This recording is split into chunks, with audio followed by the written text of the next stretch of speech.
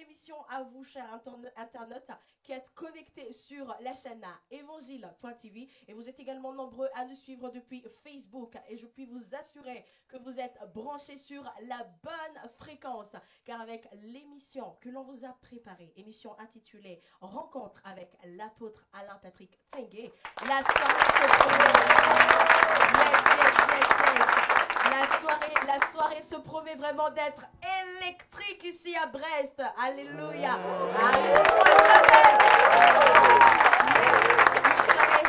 Vous serez vraiment riche en rebondissements, riche en conseils. Je vous invite à rester branchés, ne vous déconnectez surtout pas. Alors, on vous a préparé des thèmes titillants, les uns après les autres. En effet, en premier lieu, on va aborder un thème très délicat qui consiste au fait en l'appel que Dieu a placé dans votre vie. Et vous pourrez vraiment poser toutes les questions que vous voulez connaître sur ce thème. Après, viendra un thème vraiment mais titillant quoi. Un thème qui vient embraser et enflammer les idées de notre jeune génération.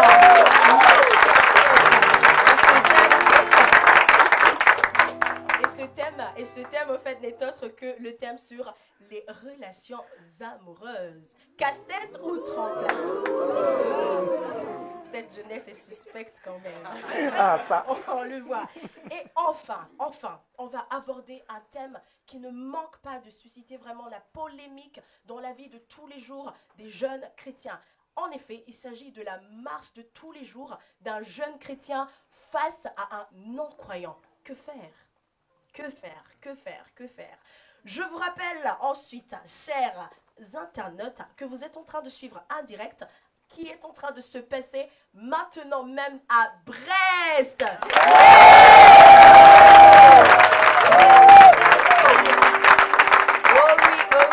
Oh oui. Aujourd'hui, les choses se passent à Brest. Today is today chez nous. Amen. Yes. Mais je ne pourrais pas quand même terminer sans honorer les hommes de Dieu de la maison de Brest. Nos chers pasteurs, le couple Odanvi et le couple Zinga.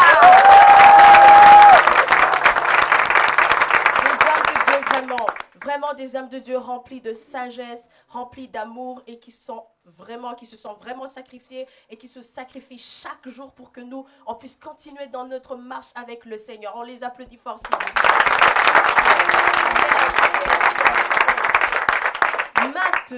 Maintenant, on se calme. Hein? Et on dit quoi? À tout Seigneur, tout honneur. Je vais dire, à tout Père, tout honneur. Je vais me permettre de présenter un homme qui n'est plus à présenter. Il est le fondateur et visionnaire des ministères ACER.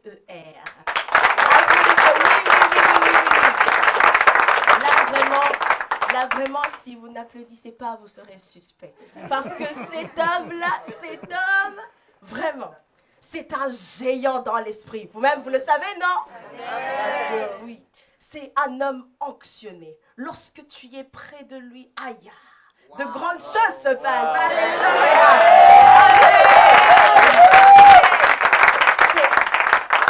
C'est vraiment quelqu'un qui m'inspire. C'est un adorateur. Vous êtes avec lui et juste il commence à élever la voix et vous shiftez immédiatement. Je vais vous présenter un Père des nations, mais surtout notre Père à nous. Il s'agit de l'apôtre Alain-Patrick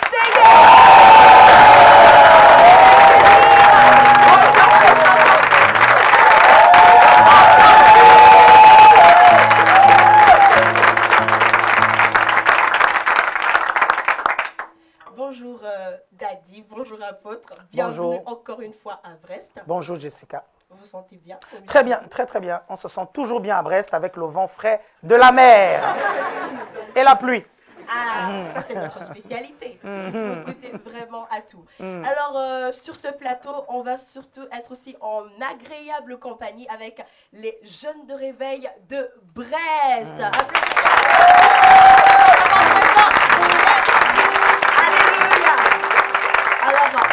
Rapidement, je vais juste vous présenter les personnes qui sont autour de moi. Alors, à ma droite se trouve la merveilleuse sœur Gabrielle Zinga.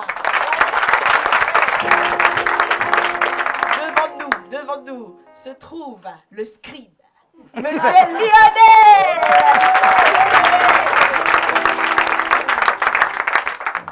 À sa gauche se trouve la douce, la jolie, la belle Nolwenn. Yes. Et bien sûr, la talentueuse, notre chère, aimée et belle Rachel. Amen. Alors, sans plus tarder, on va pouvoir aborder le premier thème de ce soir. Alors, le premier thème, j'espère que vous êtes tous prêts. Le premier thème s'intitule « Jeunes et chrétiens au milieu des païens ». Que faire? Je vais me tourner vers notre Père, apôtre. La Bible nous dit au fait que nous sommes dans le monde, mais nous ne sommes pas du monde. Mais c'est la même Bible qui nous envoie vers ces non-croyants, afin qu'on puisse leur prêcher la bonne nouvelle. Alors ma question d'aujourd'hui, c'est comment équilibrer au fait? Comment aller vers eux sans être des leurs? Il faut être sûr qu'on n'est pas des leurs quand on va vers eux. Ça, c'est la faute. Avance, je veux dire avance. Voilà, il faut être sûr déjà qu'on n'est pas des leurs. Hein, parce que, vous savez, Seydou Badian disait, quelle que soit la durée d'un arbre dans le marigot, l'arbre ne deviendra jamais un crocodile. Il faut déjà être bien converti avant d'aller vers eux.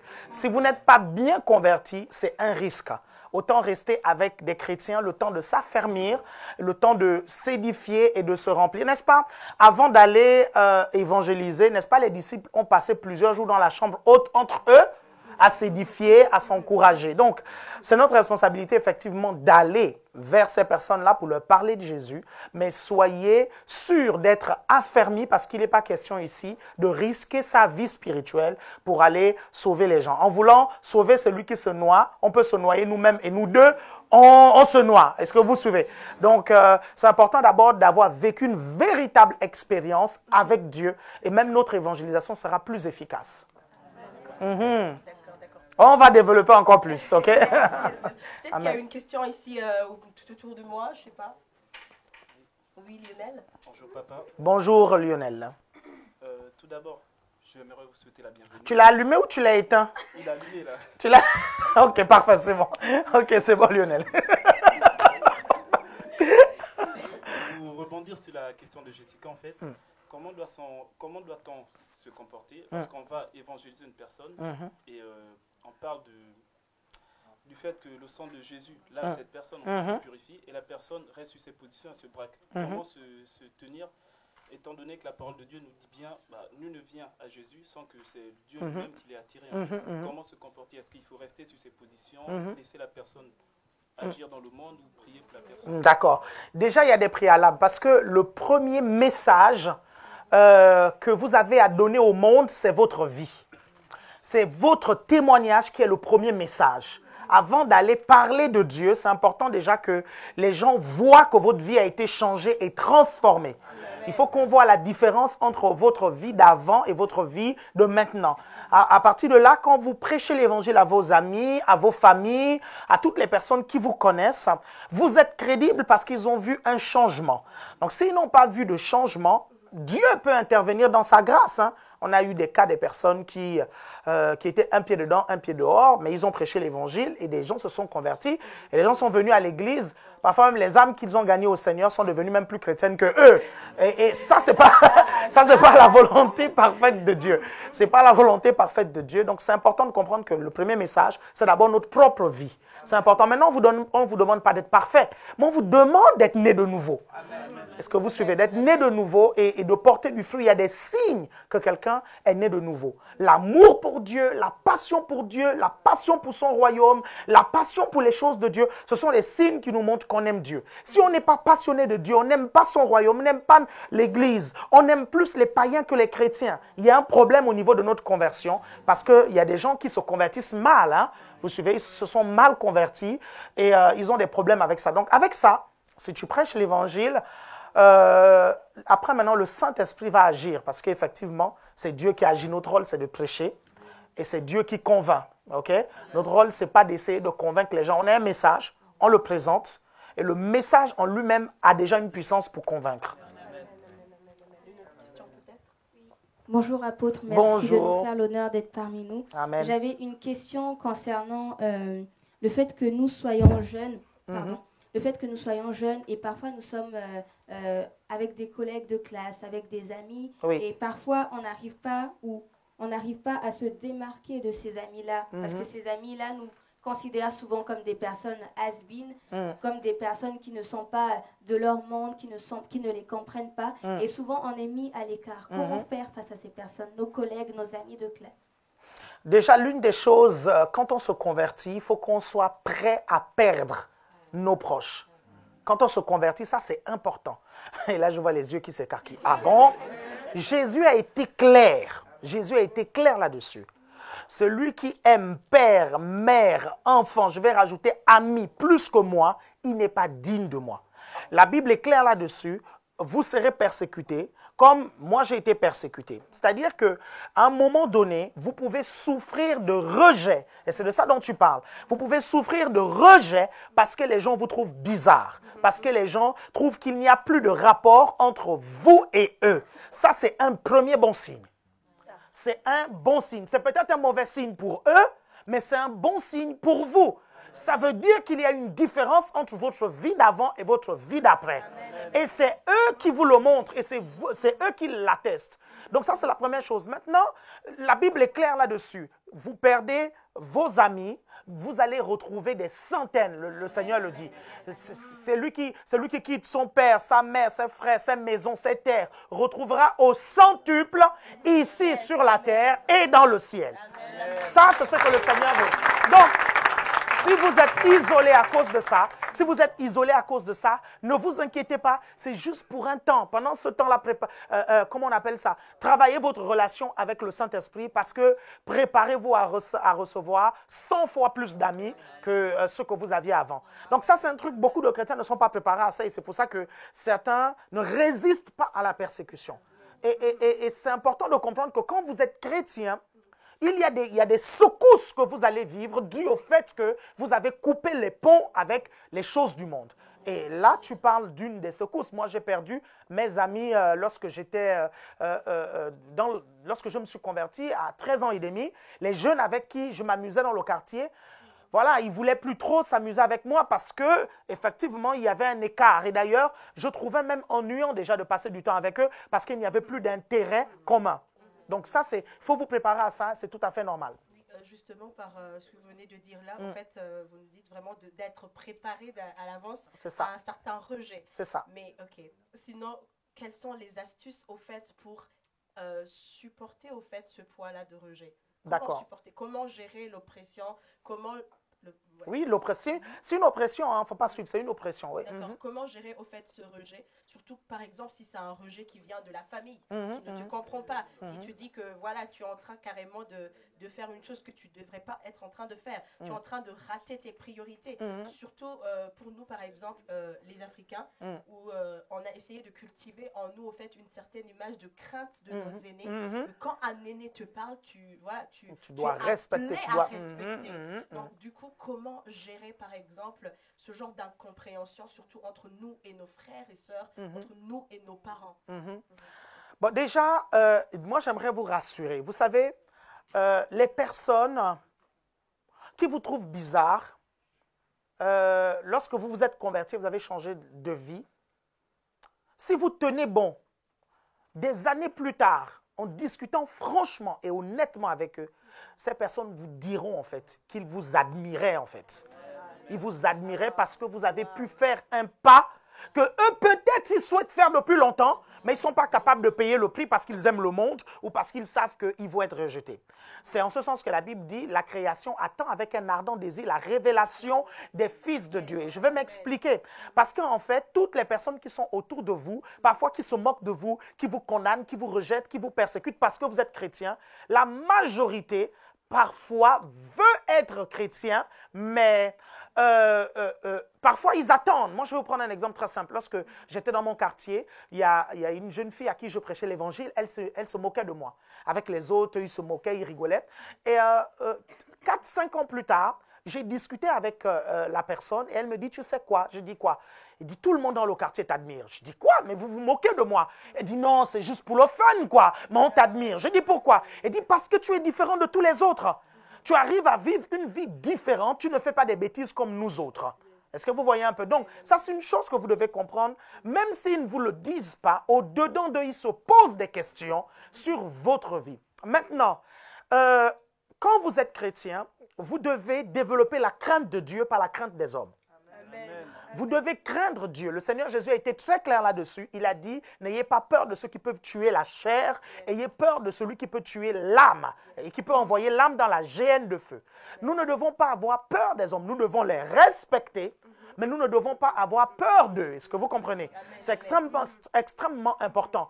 Et si vous êtes courageux, peu importe les pressions qu'ils vont vous dire, on a bien dit à l'apôtre Pierre plutôt, on les a pris, on les a tabassés, on les a interdits de parler de Jésus. Ils ont dit quoi? Faut-il obéir, jugez-en vous-même, faut-il obéir aux hommes ou à Dieu? Maintenant, ne dis pas ça à ton père, si c'est un Africain, il te mettra une claque. Mais tu sais au-dedans de toi qu'il faut que tu obéisses plus à Dieu et sois courageux, obéis au Seigneur. Voilà, maintenant, il faut jamais, vous savez, quand vous êtes dans ce genre de situation, c'est important que vous soyez un modèle aussi à la maison. OK? Si vous n'êtes pas un modèle à la maison, ils prendront toujours vos bêtises et vos imperfections pour vous les mettre comme ça là, sous les yeux. Est-ce que vous suivez? Soyez un modèle, faites vos tâches à la maison comme il se doit. Et je peux même vous dire maintenant que vous êtes chrétien, si vous n'étiez pas premier de la classe, soyez maintenant premier de la classe. Amen. Mais on va parler de ça. Amen. Si vous me permettez, j'avais juste un témoignage. Je voulais rebondir par rapport à ça. J'avais des amis, en fait, quand j'étais au Congo-Brazzaville, avant d'arriver ici. Et on était très proches. On avait un groupe d'amis, c'était des filles, on était très soudés. Et en arrivant ici, en fait, nos chemins se sont séparés. Moi, j'ai décidé de plus m'investir dans ma relation avec Dieu. Ces filles-là ont choisi un autre chemin. Et je continuais ma vie comme ça, j'avançais avec Christ. Et un jour, mon téléphone sonne et c'est une de mes amies que je n'avais même pas parlé, je n'avais plus de contact avec elle. Et elle me dit, Gabi, j'aimerais te demander pardon. Je dis, mais pourquoi en fait? Et elle me dit, quand j'ai compris, quand j'ai su que tu as donné ta vie à Dieu, je t'ai critiqué, ta sœur et toi, je vous critiquais, je parlais contre vous, sous votre dos en fait. Et quelque chose me dit aujourd'hui de prier, quelque chose me dit de demander pardon. Et je me suis dit, mais pourquoi cette amie-là vient me demander pardon? Et je me suis rendu compte que quelque temps avant, j'avais prié en fait pour ces anciennes connexions, ces anciennes amies que j'avais. Et j'avais juste fait une prière toute simple en fait. Je disais, Seigneur, mais voilà, touche-les, fais quelque chose et voilà, ouvre leurs yeux en fait. Et c'est ça, on n'a pas à changer notre attitude vis-à-vis de ces personnes-là. On a eu une relation quand on était peut-être dans le monde ou quand on ne connaissait pas Christ. Mais maintenant qu'on connaît Dieu, on peut toujours rester en contact avec ces personnes-là, mais faire la différence en fait. Amen. Et on verra que ces personnes-là reviendront vers nous et que ces personnes-là seront touchées. Pas forcément, voilà, là c'était à distance, mais j'ai vu que Dieu a fait et je sais qu'il va encore faire. Amen, amen, amen. Amen. La parole est à vous, hein. Je suis là pour vous, donc posez vos questions. Alors, moi, j'ai une question. Bonjour d'abord, apôtre. Bonjour.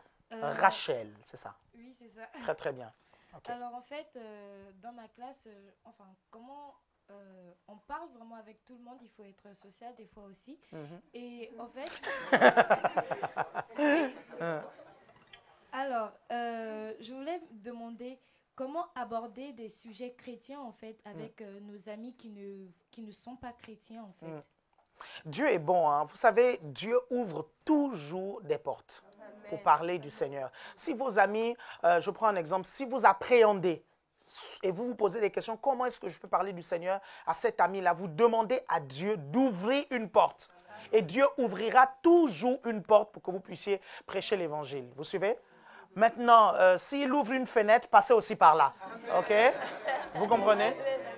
Soyez courageux parce que certains, Dieu va ouvrir la fenêtre, il dit non, je veux la porte. Il ouvre la porte, non, je veux le portail. Dieu ouvre le portail. Il veut la frontière, vous suivez? Non, soyez courageux. Et Dieu va ouvrir une porte. Et quand Dieu va ouvrir une porte, sachez discerner cette porte-là. Sachez que non, là, c'est Dieu qui est en train d'ouvrir une porte. Exemple d'une porte que Dieu peut ouvrir.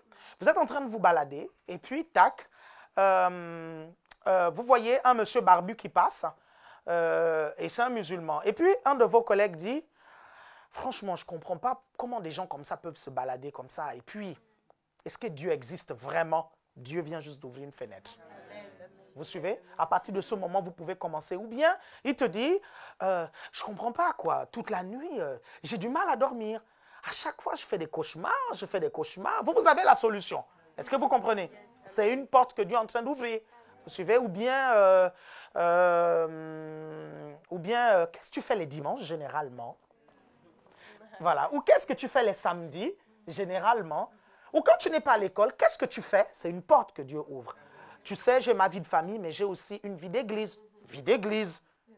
Vous voyez un peu, non? Ça, c'est un exemple de porte que Dieu peut ouvrir.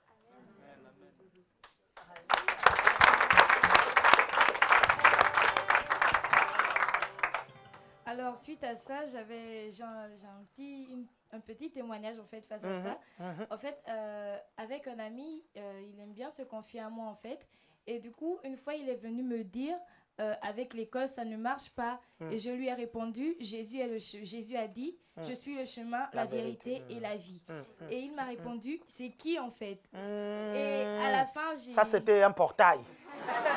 Non, là, c'était plus une fenêtre, hein? Là, c'était un portail. Et du coup, en fait, le problème avec ça, c'est qu'à la fin, la réponse qu'il m'a donnée, il me dit, ce sont des bêtises, en fait, tout ce que j'ai raconté, parce qu'il n'y croit pas, en fait. Et vraiment, comment aurez-vous réagi face à ça?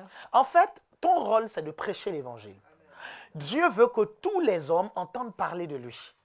Pour que les gens soient convaincus de péché, de justice et de jugement, ils doivent d'abord entendre la parole. Et ce n'est pas à Dieu de prêcher la parole, ce n'est même pas aux anges le rôle de prêcher la parole. Comprenez bien ce que je suis en train de vous dire? Ce rôle-là a été donné aux humains, notamment aux chrétiens. Je ne sais pas si vous me suivez. Ça, c'est extrêmement important. Est-ce que vous suivez? Même quand Jésus va apparaître à quelqu'un, Jésus va toujours envoyer la personne voir un chrétien pour lui expliquer davantage l'expérience qu'il vient de vivre. Est-ce que vous suivez? Pourquoi je dis ça? Je dis ça parce que toi, ton rôle, c'est de prêcher l'évangile. Ce que tu as fait, tu l'as fait. C'est le Saint-Esprit qui convainc. Tu as planté quelque chose. Et parfois, lorsque les gens rejettent la parole, tu penses qu'ils ont vraiment rejeté la parole. Alors que, vous savez, on peut planter une graine quelque part, le vent peut l'entraîner et la graine va pousser à l'autre endroit là-bas. Vous avez voulu que ça pousse là, mais le vent va entraîner, ça va quand même pousser de l'autre côté. Pourquoi? Parce que dans la graine, il y a la capacité de reproduction. Est-ce que vous comprenez? Et si la graine est sur une terre, ça va produire. Donc quand tu plantes la parole, il peut rejeter. N'empêche, la parole a été plantée, semée, il a entendu et c'est le début de quelque chose. C'est pour ça que parfois, les personnes à qui vous prêchez l'évangile au début, qui se convertissent très vite. Parfois, ce sont des personnes, il y a eu des chrétiens avant qui ont prêché l'évangile à ces personnes-là, qu'on a rejetées, qu'on a repoussées. Il y a eu d'autres personnes qui sont encore venues et vous arrivez à un moment où le cœur de la personne est mûr. Donc peut-être que toi, tu es tout simplement pionnier dans l'évangélisation de cette personne-là. Ce que tu as planté, ça va pousser. Quelqu'un d'autre va venir encore labourer et ça va pousser un jour. Amen. Amen, amen. Apôtre, Oui. pour rebondir sur la question de Rachel, en Oui. fait, j'aimerais savoir, notre rôle, c'est d'évangéliser, en fait. Oui. Mais lorsqu'on va évangéliser, Oui. doit-on parler en premier de l'amour de Dieu ou de la crainte de Dieu aux personnes qui sont fâchées? Tu leur parles de l'amour de Dieu d'abord. La crainte de Dieu, ils ne peuvent pas la comprendre. L'amour de Dieu, ils peuvent comprendre. C'est l'amour de Dieu qui sauve. Est-ce que vous suivez maintenant? L'amour de Dieu va amener la crainte de Dieu. Dès l'instant où ils acceptent l'amour de Dieu, systématiquement, naturellement, la crainte de Dieu va venir. Vous savez, j'ai l'habitude de dire, quand quelqu'un est chrétien, même s'il vit dans le péché, il y a toujours quelque chose au-dedans de lui qui le met mal à l'aise par rapport au péché. C'est la preuve que la personne s'est vraiment convertie. C'est la preuve que la personne a l'amour et la crainte de Dieu dans le cœur quand même. Est-ce que vous comprenez? Donc, tu prêches l'amour de Dieu et la crainte de Dieu va venir après. C'est l'une des raisons pour lesquelles moi, dans les groupes, quand je prêche l'évangile aux gens, je ne leur dis pas d'abord, fais pas ci, fais pas ça. Chacun a ses méthodes. Hein. Y en a qui se sont convertis avec les fais pas ci, fais pas ça, vous suivez? Mais moi, c'est pas ça. Je parle du Seigneur, la personne rencontre Dieu et elle-même, elle vient me poser la question. Il y a quelqu'un un jour qui est venu me voir à l'église. Elle est venue, elle me dit, c'est bizarre, je suis paxé et je me sens mal à l'aise avec ça. Qu'est-ce que tu en penses? Est-ce que le Pax, c'est le mariage? Je lui dis non, le Pax, ce n'est pas le mariage. C'est deux choses totalement différentes. Il faut que tu te maries. Le Pax, c'est une imitation. Hein, vous comprenez? Une falsification du mariage, mais ce n'est pas le mariage. Vous voyez un peu quelqu'un qui s'est converti, qui arrive, elle est mal à l'aise avec certaines choses parce qu'elle a l'amour de Dieu qui grandit dans son cœur. Systématiquement, elle vient vous voir et vous pose des questions là-dessus. On prêche d'abord donc l'amour de Dieu avant la crainte de Dieu. Amen. Apparemment, dans le public, on a une personne qui a une question. C'est si est là d'abord. Oui, si est là, tu peux poser ta question. Bonjour apôtre. Bonjour Sila. C'est Sila, c'est ça? Sila. Ok, très bien. Et moi, en fait, j'aimerais vous poser une question par rapport à ce que vous nous avez dit concernant les témoignages. Vous avez dit, en fait, que le premier témoignage à leur donner, c'est notre vie. Et en fait, c'est une question, en fait, si depuis toute petite, tu étais toujours chrétienne, si tu as évolué dans la famille chrétienne, et que en général, tu n'as pas vraiment eu... la mauvaise vie, tout ça. Et du coup, qu'est-ce que tu vas leur donner comme témoignage? Tu élèves ton christianisme. Tu élèves le niveau de ton christianisme. Tu comprends? Tu élèves le niveau parce qu'il y a des niveaux. Tu suis? Il y a des niveaux de christianisme. Moi, j'ai grandi dans une famille chrétienne, mais j'ai élevé mon niveau de christianisme. Ils ont vu, en fait, le niveau de mon christianisme élevé et ça m'a valu des persécutions. Parce que quand tu élèves ton niveau de christianisme, il y a des choses qu'ils ne vont pas comprendre. Tu suis? Il y a des choses... Je suis désolé, quoi. Tu arrives à un endroit, quand tu arrives à un endroit, des esprits commencent à se manifester partout, quoi. Tes sœurs qui ne comprennent pas ça, pourtant ils sont chrétiens, disent, pourquoi toi, quand tu es là, il y a toujours ces choses-là? Vous voyez un peu? Ou bien tu pries pour les malades sont guéris, ou bien, je ne sais pas, tu as une intimité avec Dieu, vraiment, qui fait en sorte que la présence de Dieu se dégage facilement. Ça, il faut il y a toujours une différence, tu vois, un peu que tu peux faire entre le christianisme que tu as connu, et c'est bien d'avoir connu ce christianisme, c'est une base, mais tu peux aller encore plus loin. Moi, je suis allé plus loin que là où mes parents m'ont laissé. Vous suivez un peu? Mes parents m'ont appris à aller à l'église, mes parents m'ont appris à aller à l'école du dimanche, mes parents m'ont appris à lire la Bible, mes parents m'ont appris à prier de façon basique. Mais avec ce qu'ils m'ont appris, je suis allé plus loin. Et ça m'a valu des persécutions parce qu'à un moment donné, ils m'ont même persécuté en me disant, mais c'est quoi ce christianisme-là que tu nous amènes? Tu te lèves à 4 heures du matin, tu pries de 4 heures à 6 heures, c'est quoi? Tu as un problème? Ils ne comprenaient pas du tout mon christianisme. Est-ce que vous comprenez? Donc, tu élèves le niveau de ton christianisme, tu vas plus loin avec Dieu et je te promets, ils voudront suivre. Amen.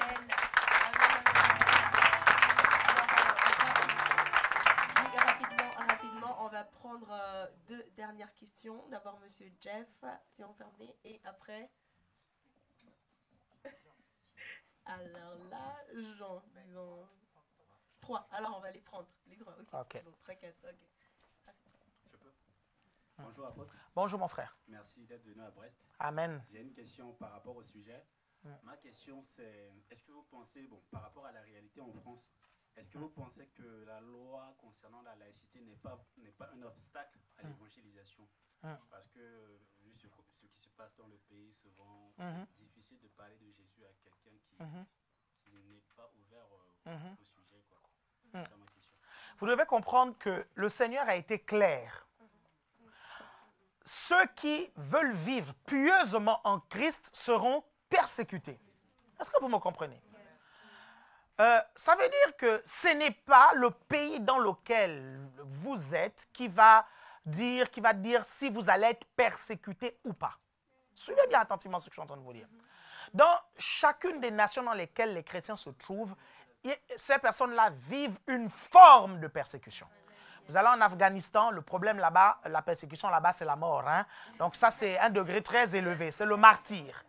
Vous allez aux États-Unis, ce n'est pas parce que les États-Unis sont un pays chrétien, mais là-bas aussi, il y a des résistances. Il y a des personnes qui sont athées, il y a des personnes qui n'aiment pas Dieu, et elles le disent, elles combattent le fait que le Seigneur, par exemple, ces personnes ont tout fait pour que le nom de Dieu ne soit plus prononcé dans les écoles.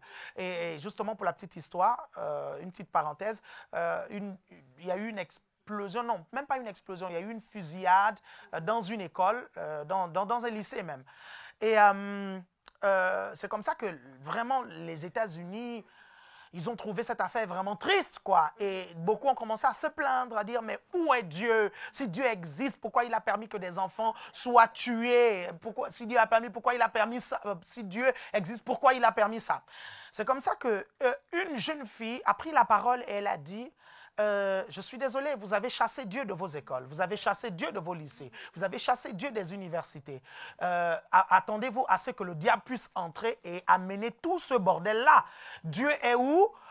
Dieu est parti des lycées, vous l'avez chassé, c'est pour ça qu'il n'est pas intervenu. Est-ce que vous comprenez un peu? Les États-Unis aussi vivent ça, bien qu'étant un pays chrétien. Est-ce que vous comprenez? Maintenant, on parle de laïcité. Vous devez comprendre que la laïcité, ce n'est pas l'interdiction de vivre sa foi. Ça, vous devez comprendre ça. Vous suivez? La laïcité, ce n'est pas ça. Contrairement à ce qu'on veut nous faire croire, hein, vous suivez? Tout comme un mouvement évangélique que les gens ne comprennent pas systématiquement, ils disent c'est une secte. Est-ce que vous suivez? Systématiquement, ils disent c'est une secte. Alors qu'au début des années 90, le Parlement, ou bien au début des années 2000, il y a eu une liste des sectes attitrées, et l'ACR n'est pas dedans, ok? Voilà, et tout dernièrement, soit dit en passant, tout dernièrement, ils ont interdit de faire maintenant des listes parce qu'ils considèrent que ce sont des courants de pensée. Et on ne peut pas taxer quelqu'un de sectaire tout simplement parce qu'il n'a pas le même courant de pensée que toi. Par contre, on peut le taxer de sectaire si ce qu'il fait peut porter atteinte à l'ordre public ou bien à l'intégrité des corps. Vous suivez? Par exemple, je me lève ici, je dis tout le monde prend maintenant un couteau. Et tout le monde se blesse maintenant avec le couteau. Vous suivez? À partir de ce moment, tu es taxé de secte. Est-ce que vous suivez? Ça, c'est aussi une autre facette de la persécution. Quand tu vas commencer à prêcher l'évangile, on va te dire, tu es dans une secte. Quand tu vas commencer à manifester ton christianisme, on dira systématiquement, tu es dans une secte. Ou bien, ah non, c'est la laïcité, machin, tout ça. Non, la laïcité, ce n'est pas l'interdiction d'exprimer sa foi. C'est l'interdiction, en fait, d'exprimer sa foi et de manifester sa foi dans les lieux dits publics, notamment à l'école, à l'hôpital, dans les établissements publics. Là, l'État interdit de pouvoir prêcher l'évangile. Vous suivez? De pouvoir parler clairement du Seigneur. Maintenant, j'aimerais te dire que ce n'est pas le seul endroit où tu peux prêcher l'évangile à ta collègue ou à ton collègue. Tu peux l'inviter au resto. Tu peux l'inviter chez toi, tu peux l'inviter quelque part. Là-bas, tu peux lui prêcher l'évangile. Est-ce que vous comprenez? Donc, les chrétiens se cachent souvent derrière ça pour ne pas prêcher l'évangile. Mais pour moi, ce n'est pas une raison, je suis désolé. Je rencontre des gens à la fac, je parle avec eux. Si je ne veux pas qu'on puisse me dire que je fais du prosélytisme, ce que je fais, je l'invite dans un cadre autre que celui du travail, et là-bas, je vais lui prêcher l'évangile. Et il ne pourra pas m'accuser de prosélytisme, puisque c'est hors d'un lieu public. Est-ce que vous arrivez à comprendre? Donc, vous créez d'autres cadres. Par exemple, vous pouvez créer un anniversaire, et vous faites un anniversaire plutôt, et les gens viennent, vous leur prêchez l'évangile. Ils sont venus à votre anniversaire, vous êtes chez vous. Est-ce que vous comprenez? Vous êtes chez vous. Vous comprenez? Donc, ne vous limitez pas à ça. La laïcité ne nous interdit pas du tout de prêcher l'évangile ou de vivre notre foi, mais la laïcité l'interdit dans les lieux dits publics. Amen. Amen, amen. Alors, on passe à la question suivante. Jean. Bonjour, apôtre. Bonjour, mon frère. Merci d'être venu parmi nous. Amen. Moi, je veux en fait rebondir un peu sur le témoignage que nous devons avoir vis-à-vis de ceux qui ne sont pas chrétiens. C'est quelque chose qui m'est arrivé tout à l'heure. Tu disais en fait qu'on doit être prêt lorsqu'on vient à Christ de perdre des amis. Et je me dis, la Bible dit aussi de nous éloigner au fait des frères qui ne sont pas chrétiens. D'accord. Tout à l'heure, tu as dit au fait que lorsque nous ne sommes pas influencés, nous ne pouvons pas influencer d'autres. Qu'est-ce qui m'est arrivé au fait quand moi j'ai donné ma vie au Seigneur? J'avais beaucoup d'amis dans le monde et tout le temps ils étaient chez moi, on faisait la fête ensemble. Okay. Et quand j'ai donné ma vie au Seigneur, je pense qu'ils veulent que tu te lèves. On va mieux te voir. Gloire à Dieu. Ok. Ah, j'avais pas vu, elle est belle ta cravate. Merci. Donc, quand j'ai donné ma vie au Seigneur, en fait, il y a beaucoup de choses qui ont changé, en fait.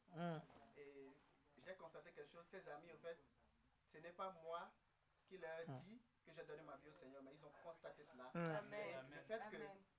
Le fait que mes habitudes ont changé, ils sont partis d'eux-mêmes, en fait. Ce n'est pas moi qui me suis éloigné d'eux, mais c'est eux qui sont partis. Et aujourd'hui, c'est moi qui les appelle parce que le témoignage est très important.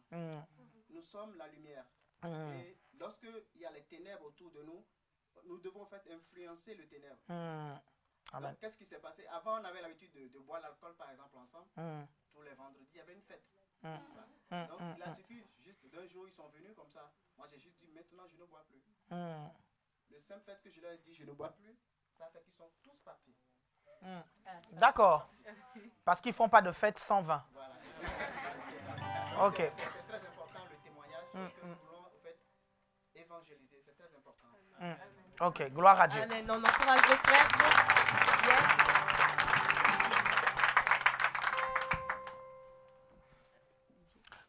Qu'on leur donne. Amen, oui, bonjour. Moi, je suis heureux que tu sois parmi nous. Amen, moi aussi. Moi, je veux parler des portes que l'apôtre a parlé, le point de contact. Au fait, moi, je veux dire, quand nous aimons le Seigneur et que nous sommes remplis d'amour, partout, il y a un truc à l'intérieur qui nous excite de parler de Christ. Et l'apôtre a parlé des portes. Moi, dans mon cas du football, j'ai un ami qui est carrément athée. Et chaque fois, il m'amenait à l'entraînement. Il me parlait qu'il a visité des idoles, et trucs. Bon, chaque fois, je ne parlais pas, même la musique dans la voiture, je ne chantais pas alors que je connaissais ces chants. Un jour, il a eu un problème et sa femme n'arrivait pas à enfanter. Il a commencé à se lamenter, a dit des gros mots. Je lui ai dit non, mon Dieu peut faire ça. J'ai senti que c'était une porte. Mon Dieu peut faire ça. Amen. Il a dit, bon, oui. Que le Dieu que je prie peut faire. On a commencé à parler. Il dit, tu me permets de prier? Il a dit oui. Et pour ne pas être long, il m'a envoyé un message. Il m'a dit, il vient d'avoir un enfant. Amen. Alléluia. Amen. Et c'est ça l'évangile. Amen. Juste un petit... Au fait, l'apôtre nous enseigne toujours d'être spirituel.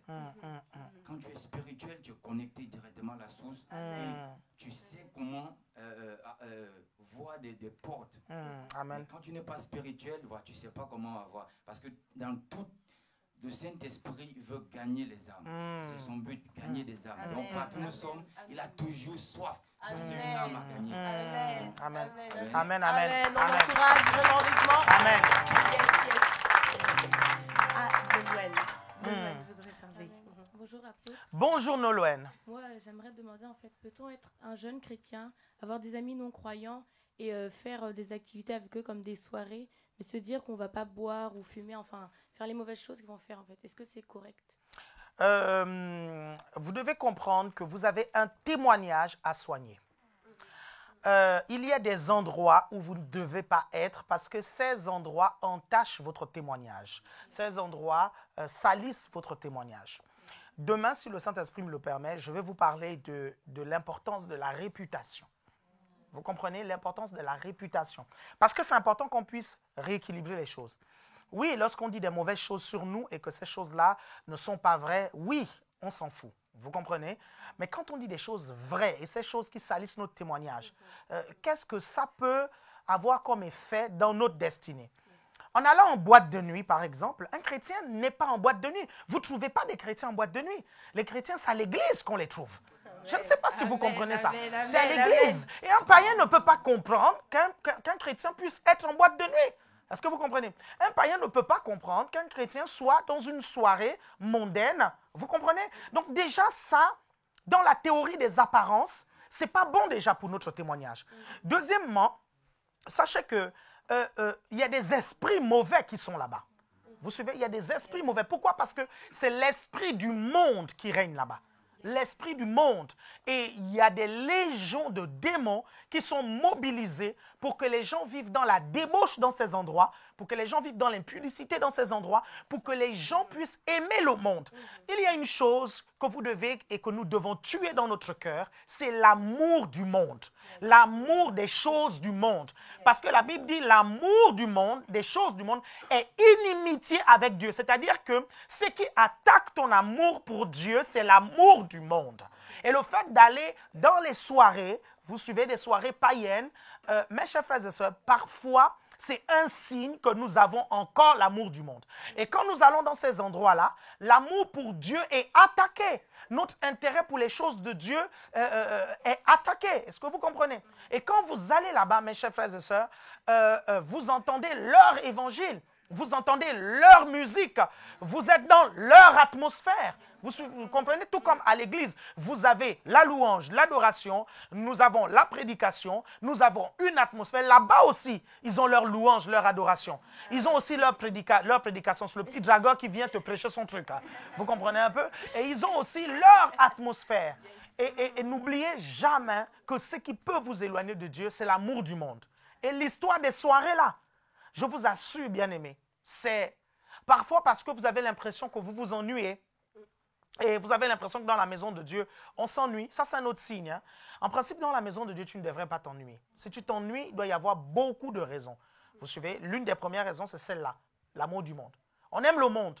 On a grandi dans le monde. On a été éduqué là-dedans. C'est-à-dire que les choses, pour se détendre, pour se divertir, on va systématiquement dans les soirées. Mais quand tu es chrétien, il faut que tu découvres maintenant ce qui te divertit en tant que chrétien, ce qui te distrait en tant que chrétien. C'est important que tu découvres ça.